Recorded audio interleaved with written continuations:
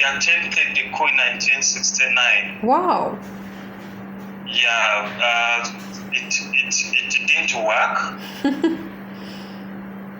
So that one of 1971 was now the last real one which worked. But yes, so all this he was doing it, but now to come into his real life of the torture chambers, but the place where I know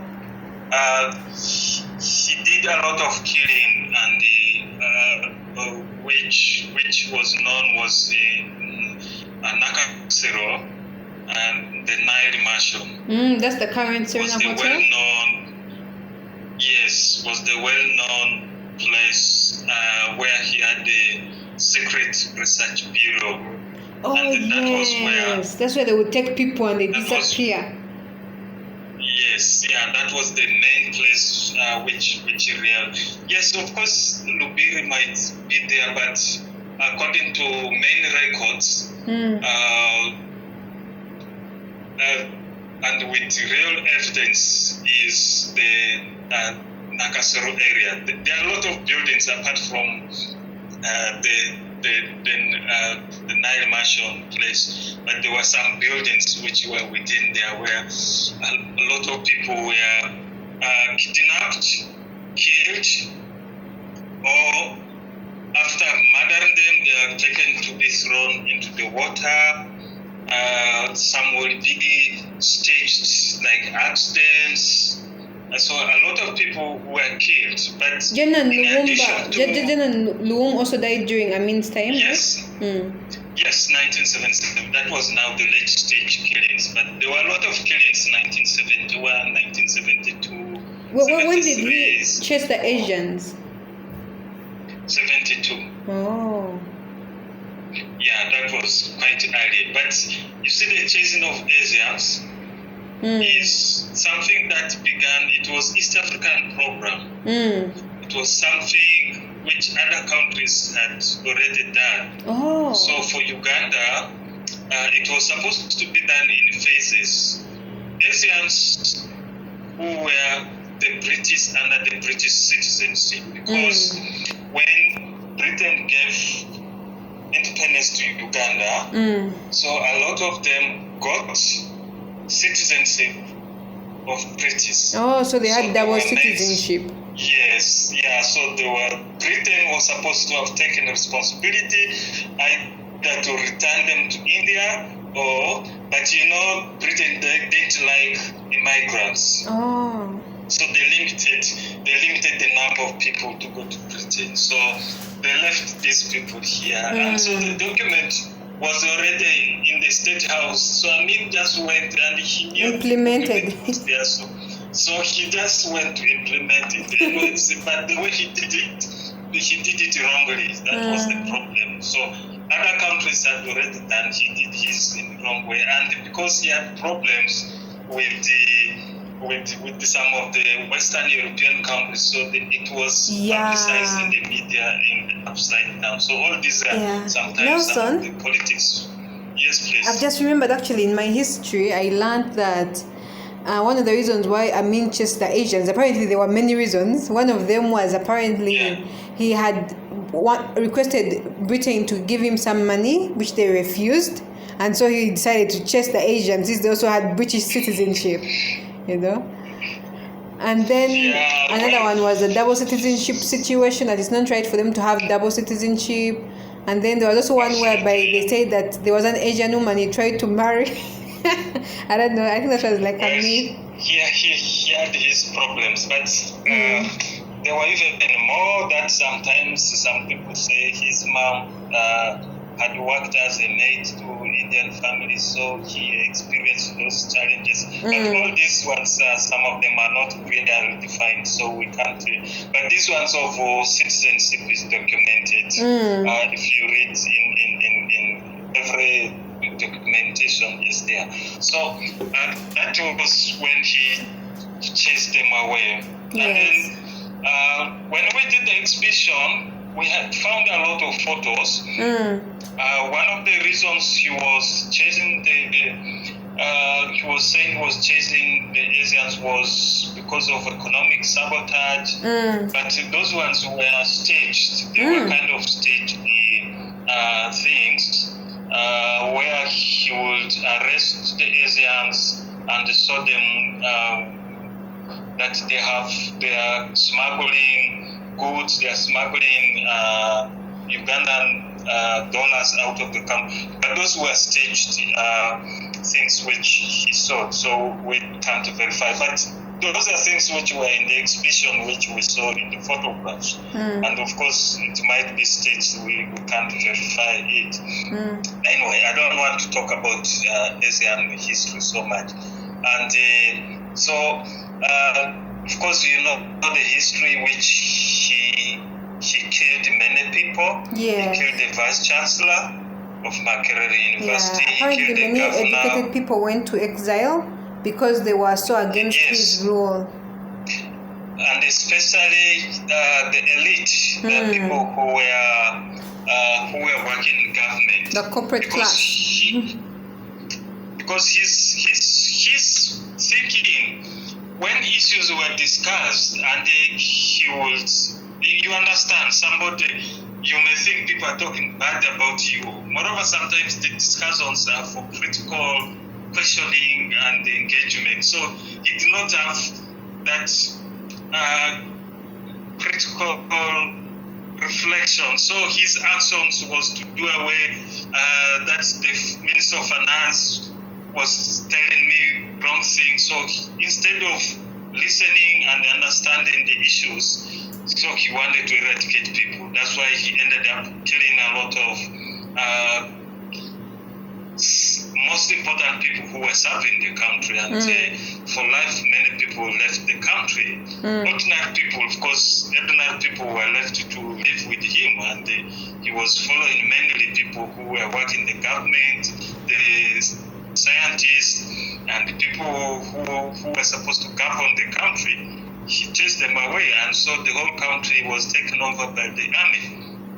Wow. And so the army, instead of the army took over the government activities. So that was the challenge with him. And you will see, like, the governor of Kampala was run by one of the Amin's right hand, Abdul Nasur, was a notorious guy who killed a lot of people, and so there are many other people whom Amin had, and so we can say from 1971, at least there were few government officers. 1972, few of them, but from 1973, people could not leave the country; they had to run away. So that was the key part in Amin's. Then 1976,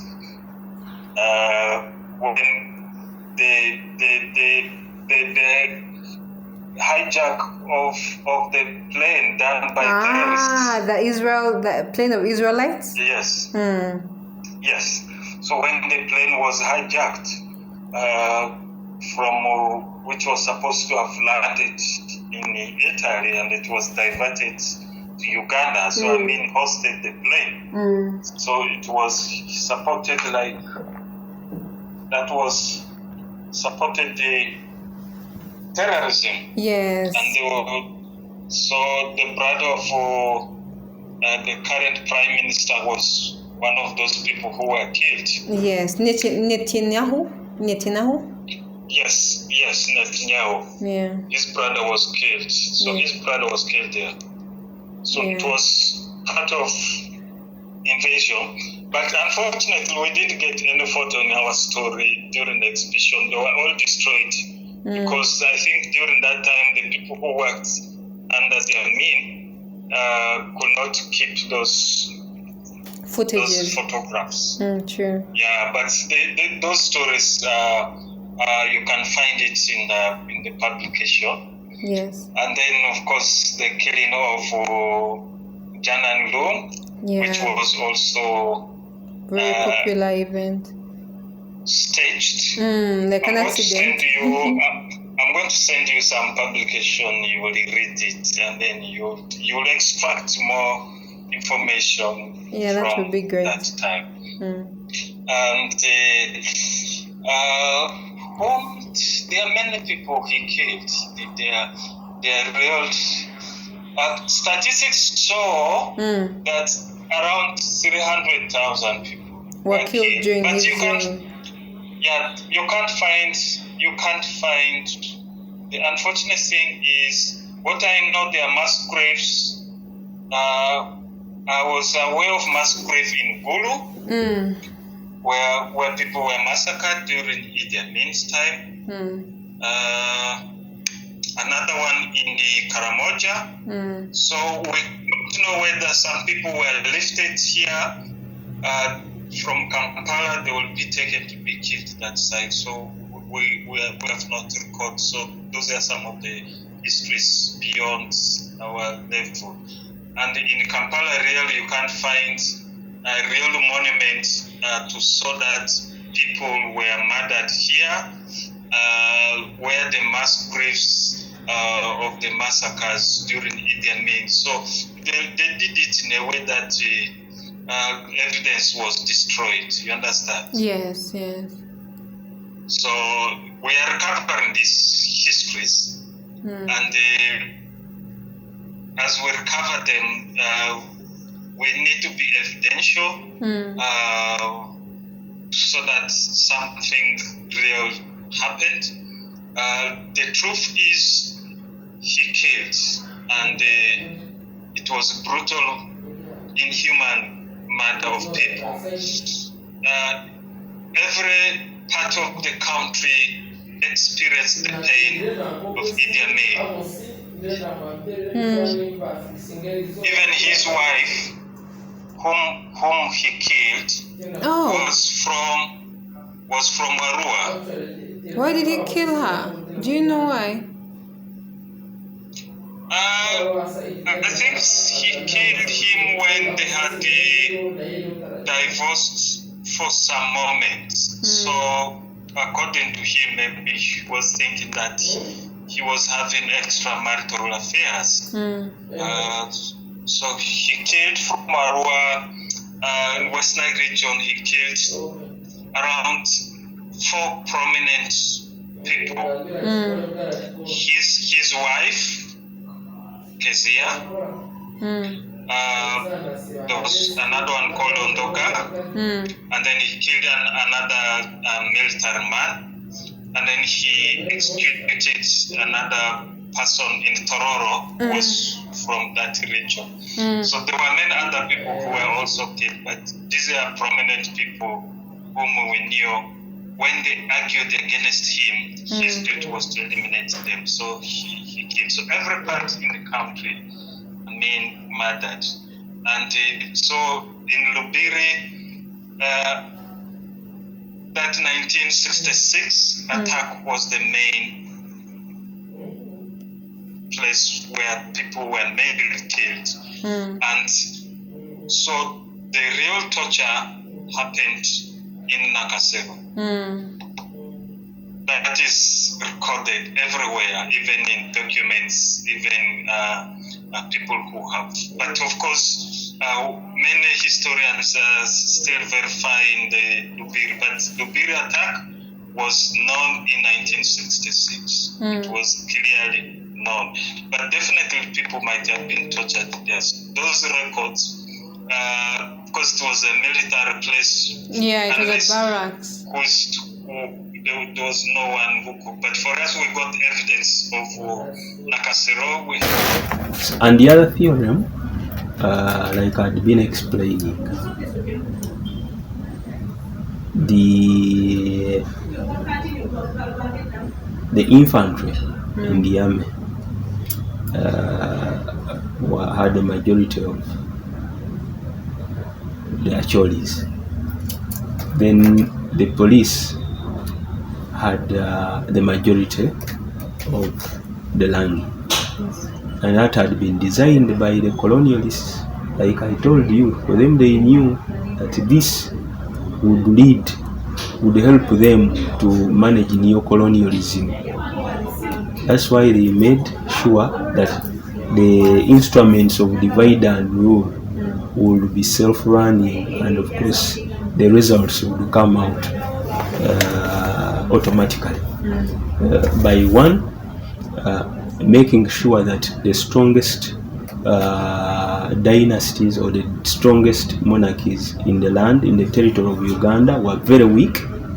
That is Bunyoro and Uganda. And then the military had been shifted to the Luo, who didn't have structures before the coming of the white man. So this is what the infighting began between the two. A young army officer rising through the ranks. At the same time, the Acholi is noticing the neutral who are there, of course, some Bantu from Western Uganda, from Central Uganda, plus the West Nilers who are at the bit of staking.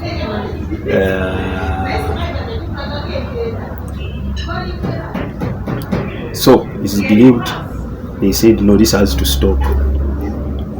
This has to stop. So they connived. The top brass, military brass, connived, said this has to stop. So when the president went for the Commonwealth Heads of Summit, Ochogom by then, in 71, they didn't allow him to come back. Of course, that was one of the reasons as to why President Amin became president. But of course, it was not all well even when he became president. Because when people sign you into a position, they will tend to want to boss you. And of course that didn't go well with some of them. So that is how the president rose through the ranks to leadership to become president. Because he had this one meriting or not meriting, somehow he had almost all credentials. It's just that he had the underestimation tag, which worked in favor for him, because if he had not been underestimated, probably he would never become president. If those guys had decided, this man is strong. Then, besides the qualities listed for you, he had a natural quality. He was athletic. He was a giant, actually a giant. So he would beat you by his gigantism structure. Two, he was a very brave guy. Brave in terms of what he used to do. Three, he had what Honorable Agwe Awon, a Harvard student, referred to as native intelligence. He knew when to do what and when not to do it.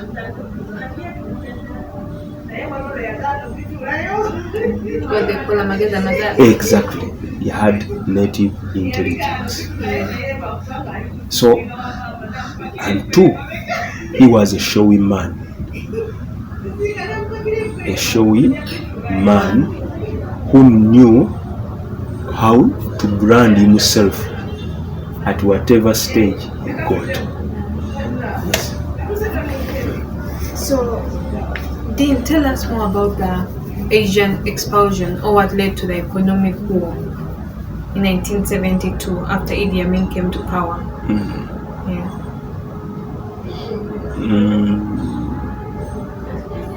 To execute. So I think wanting to win popularity, but also probably asserting himself that he would handle, he had to do what his predecessor had left, and this happened. But normally, if you're the orchestrator of a plan and I hijack it, much as I may want, because you find that both Dr. Obote and Amin probably had the same goals, but because you are the orchestrator of that plan, you know how well to execute it. So when I hijack it and take it from you, there are things you know I may not know, and probably within the process of execution I'll make mistakes. So I think that is what happened.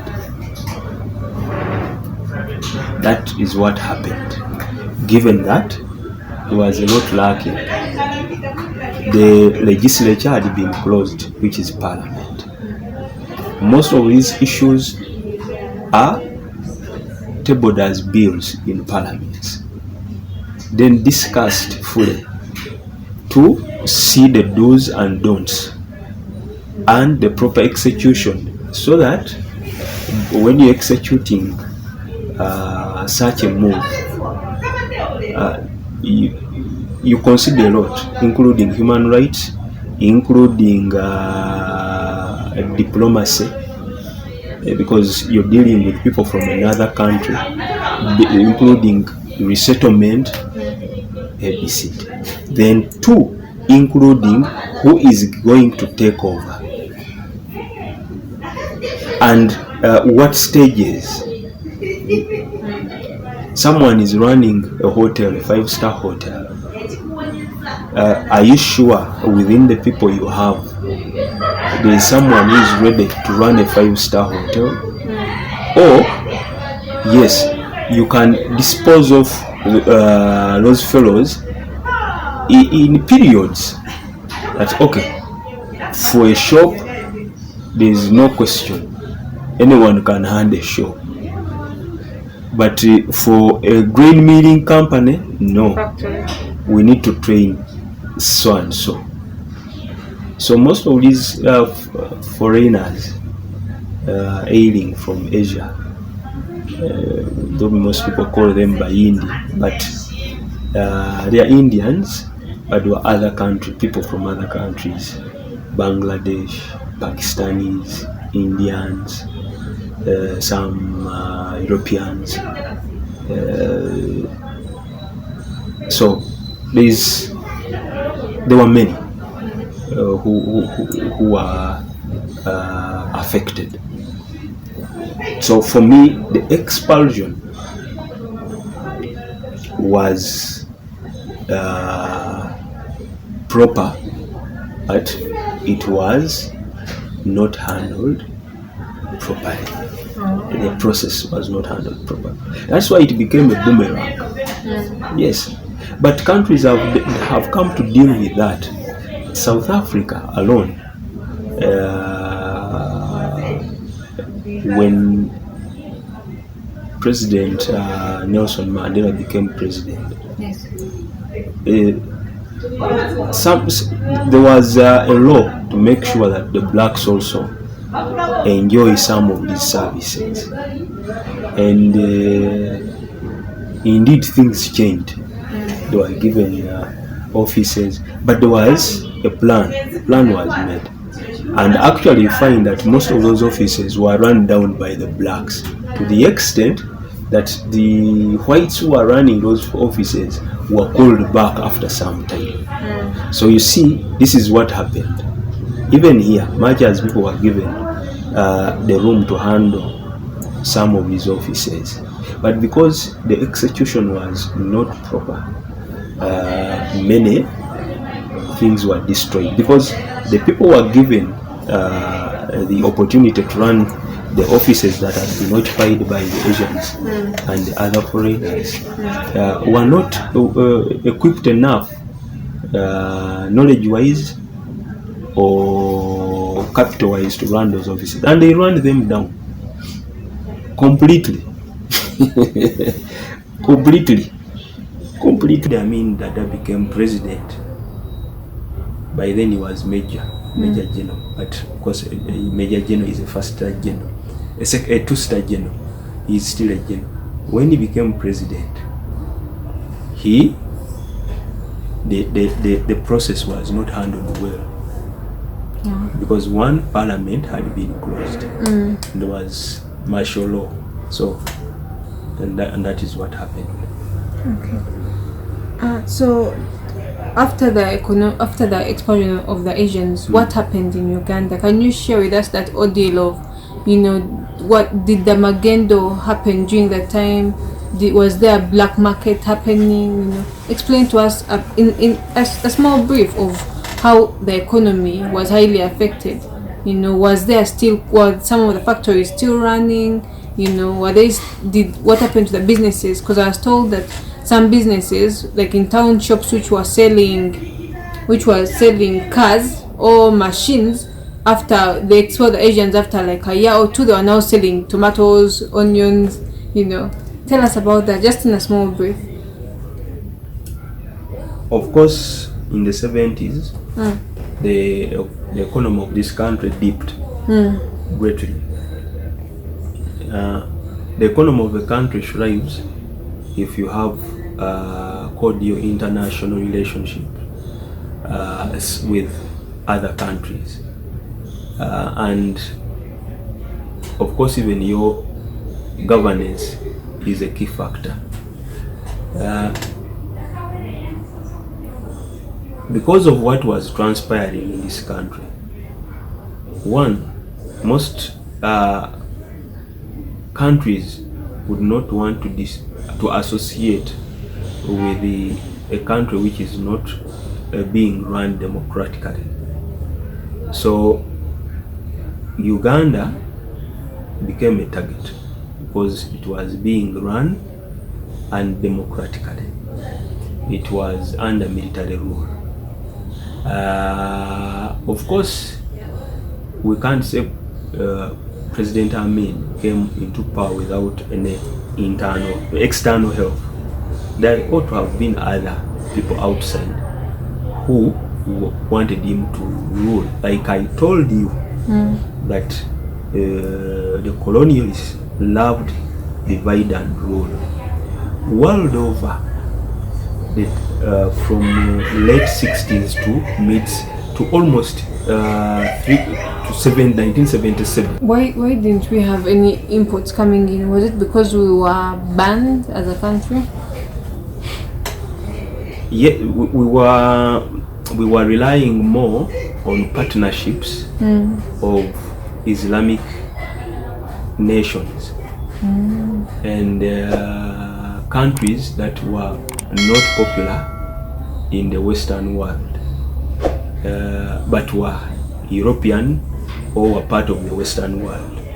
Most especially those that were embracing communism, like USSR, the United Soviet Union, which is Russia, current Russia, like East Germany, and then the other countries in the Middle East. So by doing that,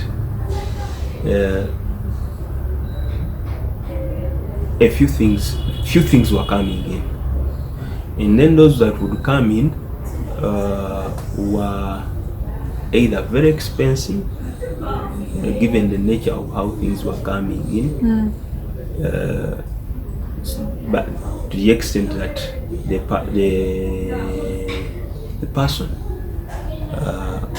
the peasant or the lay person could not afford. Now,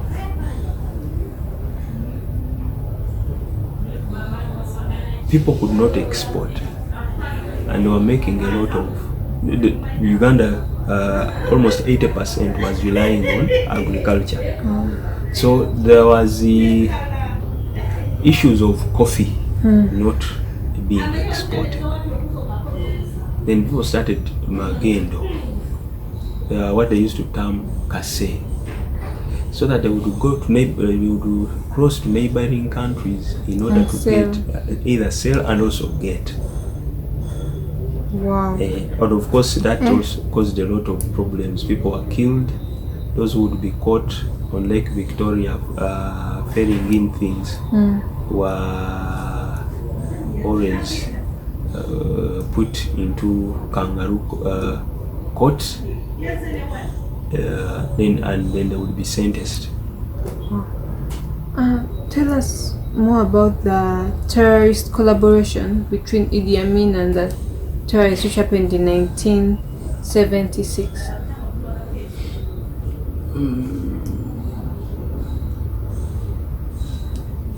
That one, I'm not so sure about it. But what I know is, first of all, the Jews were close allies of President Idi Amin, and they helped him construct a lot of things here. Yes. At the early part of his reign. Buildings like UCP. There was also a building in Makere for technology and other military installations. They were also training many of the military lads here, cadets and other junior military trainees. So, but with the time, after the OPEC incident in 1975, and of course most countries were slowly withdrawing from Amin, and two, countries had also realized that he was not ready to settle for democratic governance. Leadership. Was that after him? Normally, you see, the window period was for 5 years. Because remember, elections in this country, I think even under the pigeonhole constitution, were supposed to be there after 5 years. Yes. And after the OAU summit, most of the members thought probably something was going to change. So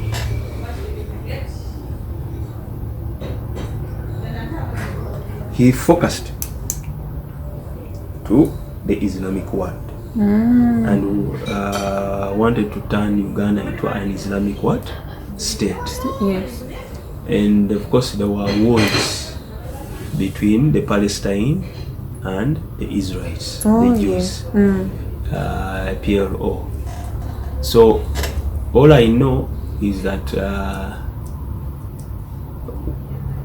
when they had held hostage of the Jews, the terrorists who were claiming they were fighting for the freedom of the Palestinians who were being tortured or being harassed by the Jews, wanted to find where they would land the plane, as they would keep negotiating terms with the ones concerned about the issues of the Middle East. So, see, I don't know whether because he was showy, but I think he wanted to show that he was also dominant, but also to help, and also to confirm to the Islamic world, because Palestinians are an Islamic country, that he was fighting for them. So he he volunteered to have that plane land at Entebbe International Airport. Wow. Now, of course, the story was they came, the Jews, and liberated their people, some, apart from a certain lady who I think was Had been taken to hospital. Who had been taken to hospital, and she died, and I think her remains were taken later, much later after President Amin had left power. Oh. Dean, would you like to share with us some of the atrocities that were carried out by the State Research Bureau, and what was the main function of the State Research Bureau? State Research Bureau. Yes. The State Research Bureau, that is SRB, was a secret police unit that had many informants and was designed to do intelligence work in order to keep at bay the enemies of the government of President Idi Amin. It was headed by Amin Wanzi. And it replaced the General Service Unit of Dr. Obote. Oh. Which today you would call what? Today we have a special branch. Yes. But I'm not saying special branch does what State Research Bureau used to did. So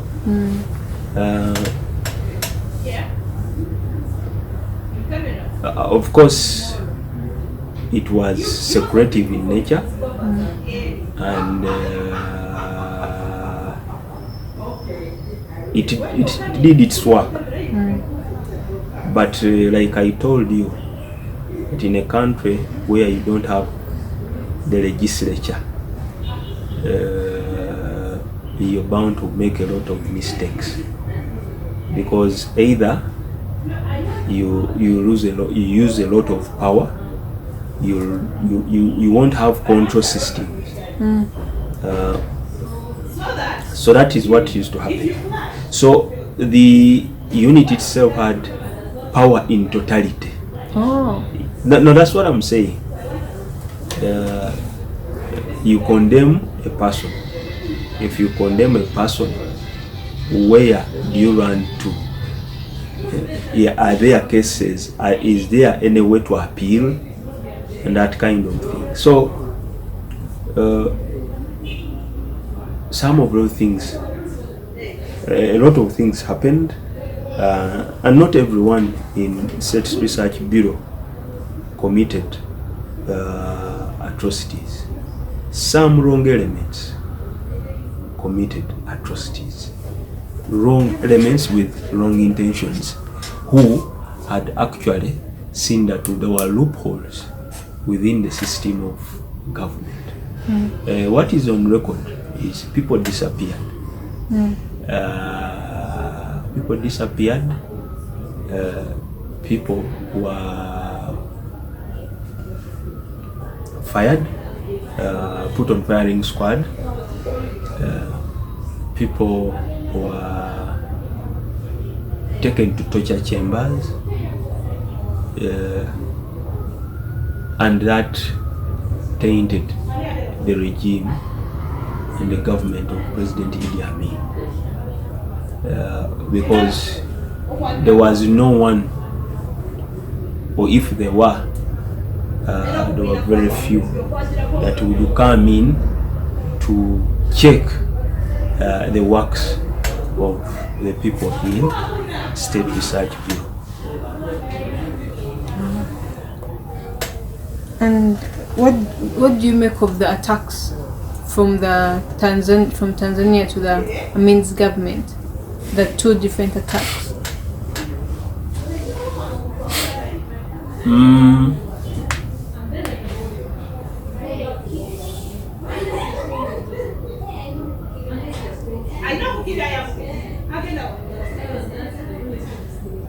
One, Amin, Yes.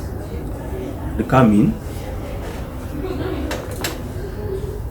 President Amin had taken power by force Yes. through a coup, and he found, or he took over from a very stable government which he served, or stable, strong government. So some who were lucky went into exile, but the person that he had replaced by force, that is Dr. Milton Obote, had run to Tanzania, and they were great friends with Mwalimu Julius Nyerere, the president of Tanzania. Yes. So I think negotiations started to make sure that sanity is restored.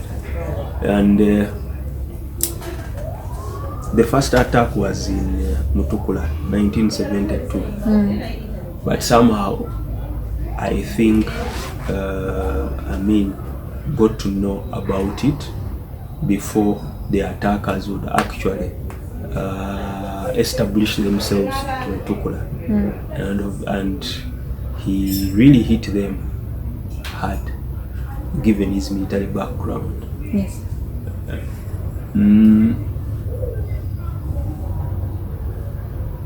Many died, others went back to exile. Of course, to re-strategize and remobilize, to make sure things get better. But of course, there was a lot happening here. People were being killed, and the rest, people disappearing, was at the hands of the State Research Bureau. Now,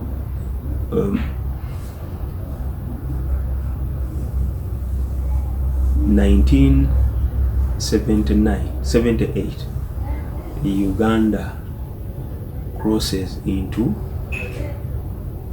Tanzania just after Kagera River on the Tanzanian, and they claim that is now Uganda. The international boundary laws, rules could not allow them to do that. Yes. And of course that called for Tanzania to fight for its territory. True. And when that happened, Mwalimu Julius Nyerere, using his TPDF, Tanzania People's Defense Force Army, mobilized and attacked seriously. They were helped with the exiles who came through what they used to call the Uganda Liberation Front Army. So actually UNLF, Uganda National Liberation Front, which had the Uganda National Liberation Army, UNLA. So they teamed up with the TPDF, but also strategized, because they knew the person they were attacking was good militarily. This time round, they procured or secured the first land to air missile, propeller missile, yeah, what they used to call here Sabasaba. Yes. And it would only hit the target. So even if it finds you standing, it will, until it gets to the target. It is programmed to hit the target. So Amin, I think, had underestimated what would come.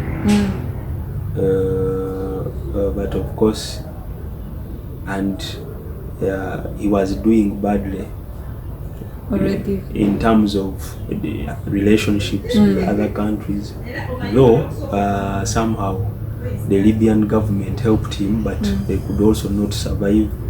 They were killed left, right and center. TPDF as an army, and Tanzania had been in a lot of guerrilla warfare, helping most of these countries south of the Sahara to attain independence. True. So Tanzania had been a training ground.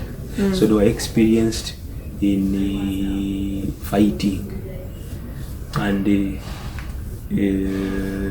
by April, the war that had begun around January 71, by April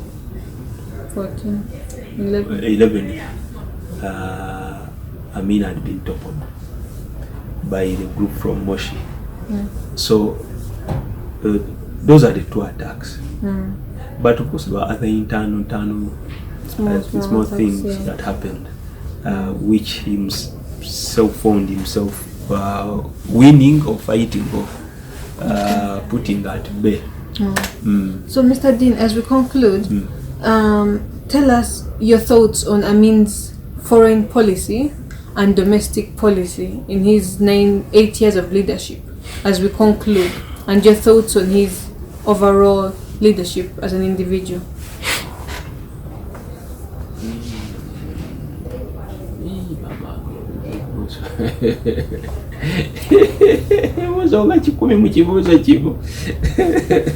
As we conclude. Okay, let me conclude. Yes.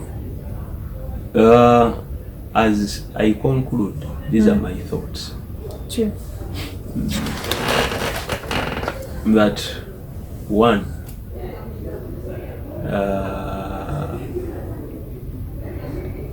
Amin the person had his weaknesses. President Amin the person. But Amin, the political army entity that was built, is a symbol of what transpired, or a stage, is actually a mirrored stage of what happened to all African countries that were fighting to earn total independence. Is a stage, is a stage, is a block, a unit of that. You can use him as a case study for that. Yes, because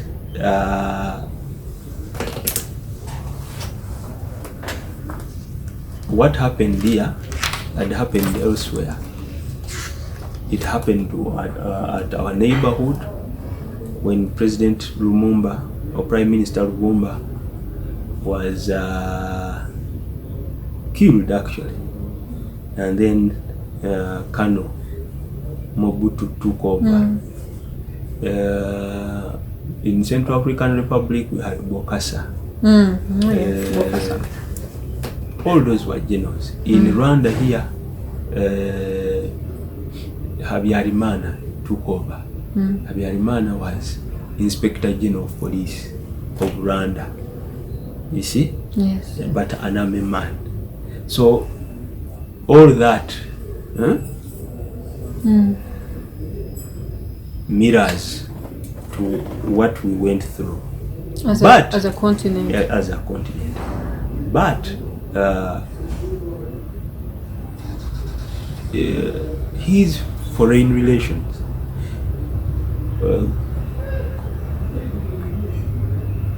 you can ably say that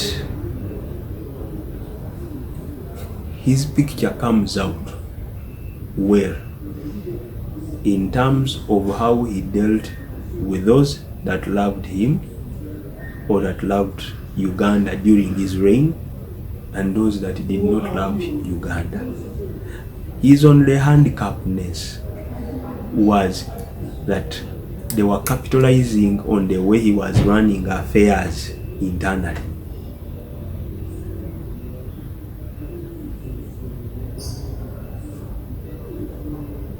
Okay. By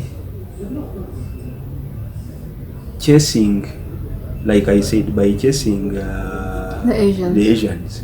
That was okay. But how he did it, The because strategy he even used. us Africans, when we go to Asia, they chase us. If you're not doing anything, they will chase you. Whatever country you go to, the priority is given to the citizen, the inhabitant, the original inhabitant, the person, that the bona fide.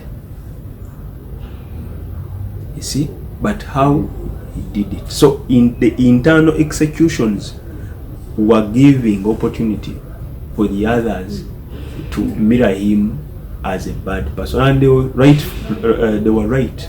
To do so, because if I know that that is what you're doing, I will always capitalize on that. You're doing a terrible thing. But he did what he had to do.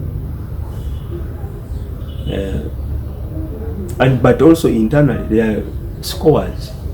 Yes, he had scores. He brought back the board of the foreign president, first president of the country, Sir Edward Mutesa, and the Kabaka of Uganda, Yes. a very important figure in the central. And then gave him a befitting burial at Kasubi. Two, Uganda got the opportunity to host the OAU Heads of Summit meeting here. It took so many other years to be done in 2011. I think 2008, 7, it was Commonwealth. But AU Summit. Yeah. I think that was in either 2010 or 2011. So it took almost another 35 years. Yeah. To 40 years of 30, those are 30, 2010, 35 years for it to happen. So he did that. And you give kudos to him for that. But then the internal issues, and more so justice related issues. Yes. Having a lumpen like body.